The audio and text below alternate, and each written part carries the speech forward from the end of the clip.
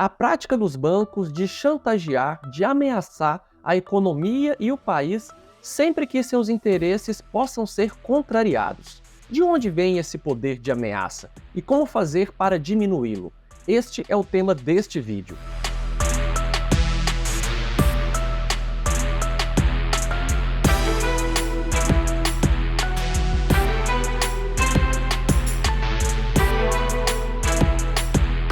Olá pessoal, como estão? Sejam todos e todas novamente muito bem-vindos e bem-vindas aqui ao nosso programa Almoço Grátis na TV Grabois. Eu sou Diogo Santos, aqui nós discutimos os principais desafios do desenvolvimento nacional.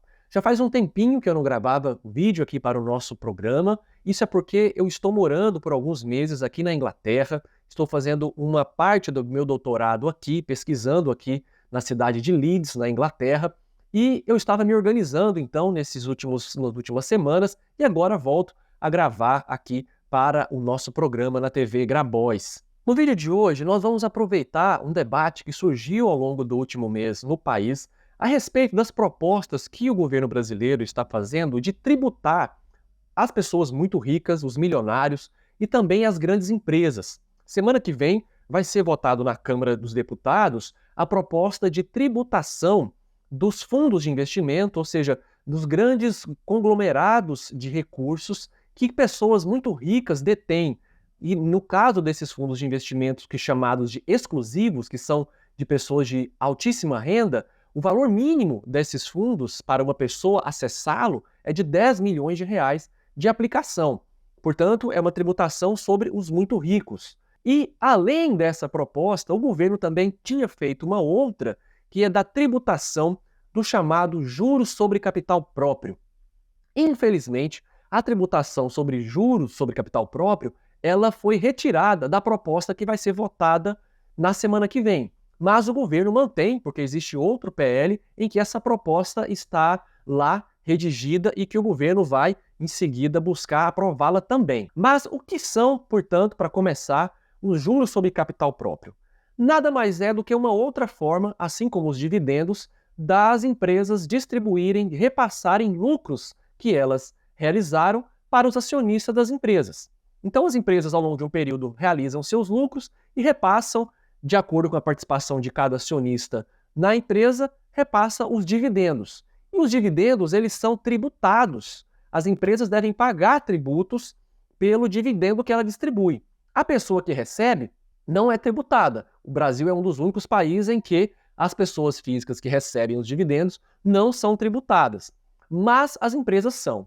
Porém, foi criado lá em 1995 uma forma de as empresas poderem realizar lucros e não serem tributadas em parte desses lucros. E é a isso que se dá o nome de juros sobre capital próprio.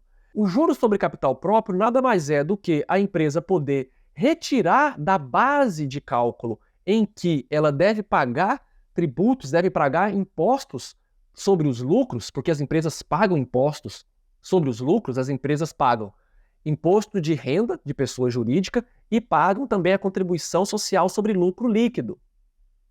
E as empresas, portanto, elas tiveram lá em 95 uma forma de retirar uma parte desses lucros, deduzir, tirar esses lucros, chamá-lo de despesa financeira e, portanto, diminuir a quantidade de tributos que as empresas têm que pagar para o governo. Então, juros sobre capital próprio nada mais é do que uma forma de repassar lucros para os acionistas das empresas sem que a empresa precise pagar impostos sobre essa parte do lucro que é distribuída para os acionistas. E essa forma de distribuição de lucros, ela beneficia principalmente as grandes empresas, porque o cálculo da quantidade de lucro que a empresa vai poder deduzir, tirar da base de cálculo do imposto, é equivalente ao patrimônio líquido que a empresa tem. Patrimônio líquido nada mais é do que uma subtração entre tudo que a empresa tem e tudo que ela deve, simplificadamente. E aí a gente tem o patrimônio líquido. E as grandes empresas, normalmente, têm um lucro líquido maior e, portanto, são mais beneficiadas e são as que mais utilizam esse mecanismo de juros sobre capital próprio para pagar menos impostos.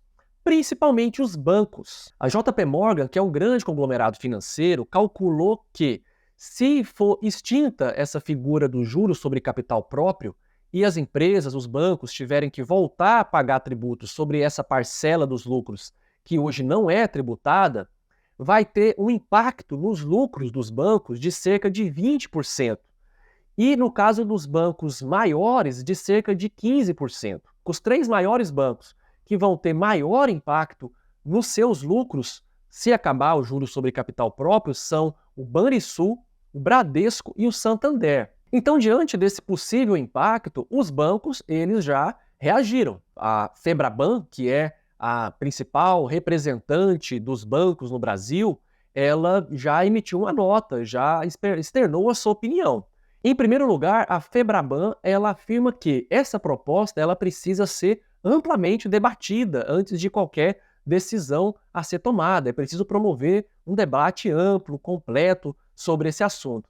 E é muito interessante, né? Porque a gente também poderia fazer um amplo debate, um debate completo, por exemplo, sobre a autonomia do Banco Central, sobre o regime de metas de inflação e diversos outros temas que são nocivos ao desenvolvimento nacional e que os bancos, o setor financeiro, o mercado financeiro, não têm a menor disposição de realizar um amplo debate sobre esses temas. Pelo contrário, qualquer possibilidade de discussão desses temas é respondida com ameaça.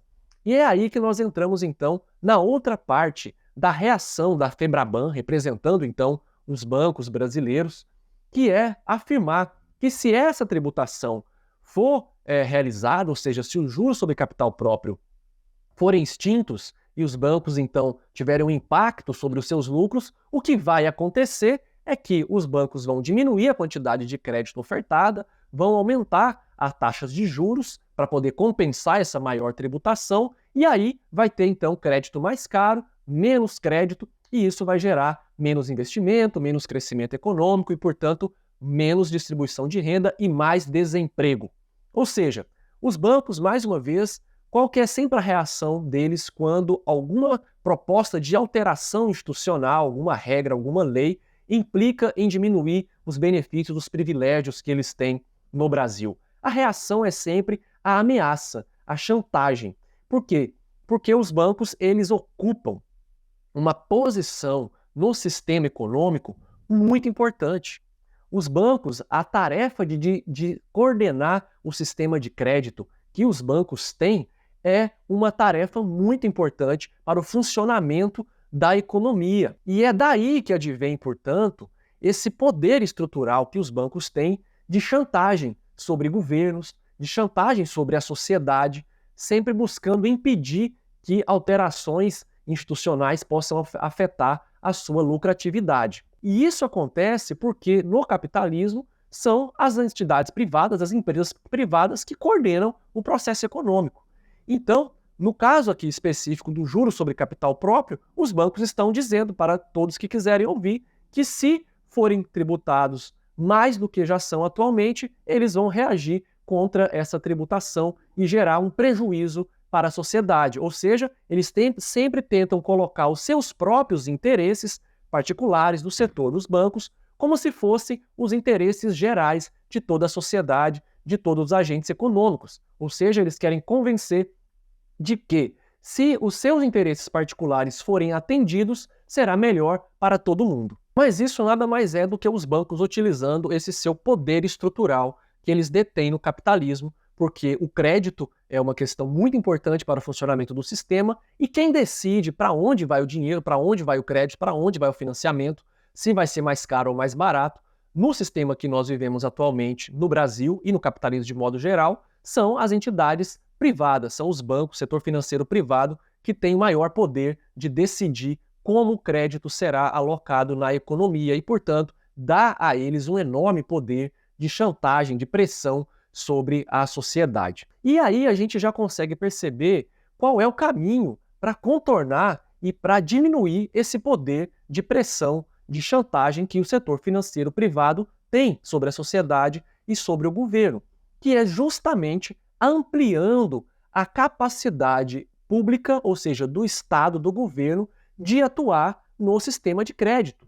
E isso é muito importante. Ou seja, por isso é tão importante que existam bancos públicos, sejam os bancos comerciais, sejam os grandes bancos de desenvolvimento. Por isso a gente compreende a reação que a gente viu nos últimos anos contra o BNDES, por exemplo.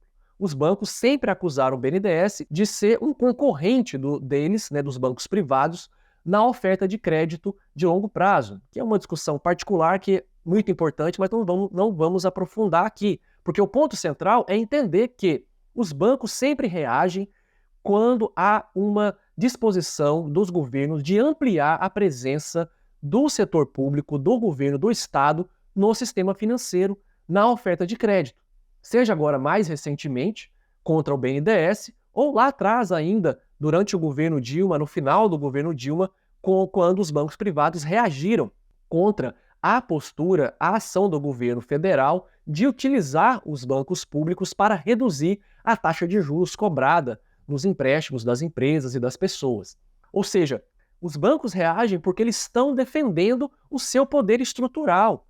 E por isso nós precisamos, então, realizar um processo de diminuição desse poder estrutural, ampliando a presença do Estado, do governo, no mercado, no sistema de crédito, no sistema de financiamento da economia. Como fazer isso?